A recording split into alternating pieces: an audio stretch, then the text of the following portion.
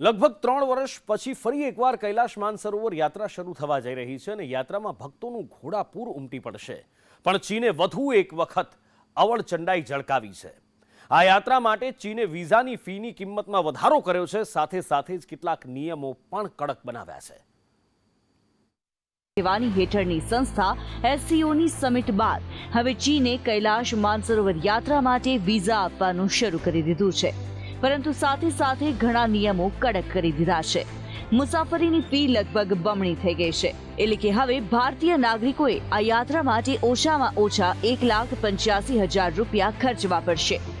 Nepali tour ઓપરેટરોનું કહેવું છે કે વિદેશી તીર્થયાત્રીઓ અને ખાસ કરીને ભારતીયોના પ્રવેશને મર્યાદિત કરવા માટે નિયમો એટલા કડક બનાવવામાં આવ્યા છે।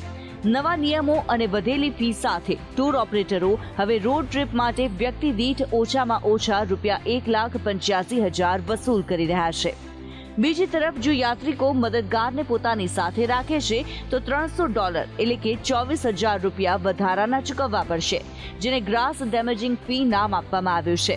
વર્ષ 2019માં રોડ ટ્રીપનું પેકેજ રૂપિયા 90,000 જ હતું। 1 મેથી યાત્રા માટે રજીસ્ટ્રેશન પ્રક્રિયા શરૂ થઈ ગઈ છે। આ યાત્રા ઓક્ટોબર સુધી ચાલુ રહેશે। ટ્રાવેલ અંગે ટૂર ઓપરેટરોનું કહેવું છે કે નવા નિયમોના કારણે આ વખતે લોકોનો ટ્રેન્ડ પણ ઓછો જોવા મળી રહ્યો છે।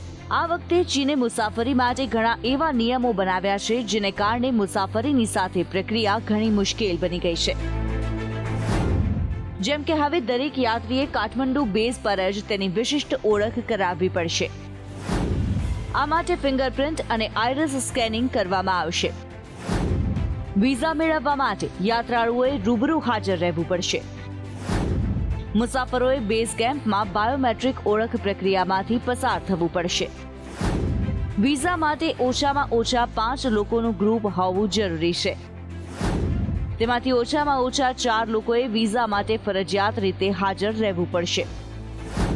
તિબેટમાં પ્રવેશતા નેપાળી મજૂરોને ગ્રાસ ડેમેજિંગ ફી તરીકે $300 ચૂકવવા પડશે। નેપાળી ફોર્મ માટે ચીન સરકાર પાસે $60,000 જમા કરાવવાના રહેશે। કૈલાશ માનસરોવર યાત્રા ભારતીયો માટે આસ્થા સમાન યાત્રા છે, તો નેપાળના ટૂર ઓપરેટરો માટે મોટો બિઝનેસ છે। તો ચીને અવળચંડાઈ કરીને ભારતીય નાગરિકો માટે મુશ્કેલી વધારી છે। બ્યુરો રિપોર્ટ, સંદેશ ન્યૂઝ।